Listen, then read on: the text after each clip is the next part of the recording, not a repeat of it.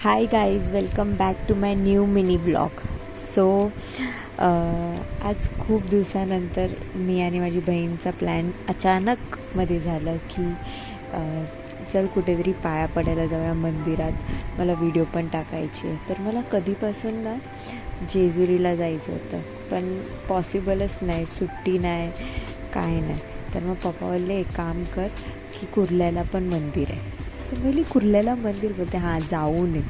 So मग मी इथे आली. हा आहे मंदिर कुर्ल्यामध्ये, जेजुरी म्हणजे खंडोबाचा. सो अचानकमध्ये सर्व प्लॅन झाला. अजून अचानकमध्ये मी इथे आली कुर्ल्याच्या खंडोबाच्या मंदिरात. आणि खरंच ॲक्च्युली खूप असा मोठा नाही, छोटाच मंदिर आहे, पण खूप खूप खूप आतमध्ये छान आहे. म्हणजे खूपच सुंदर मंदिर आहे. तुम्ही पण बघा. आणि खरंच म्हणजे आतमध्ये गेल्यानंतर असं वाटलं की हां यार, म्हणजे श्रावण चालू झाला आणि आम्हाला आमचा कुलदेवताचा पाया पडायला पण भेटलं. सो येस, मग आम्ही पाया पडलो. माझी बहीण पण माझ्यासोबत होती. पाया पडलो. मग त्याच्यानंतर थोडंसं व्हिडिओ शूट केली तिकडची.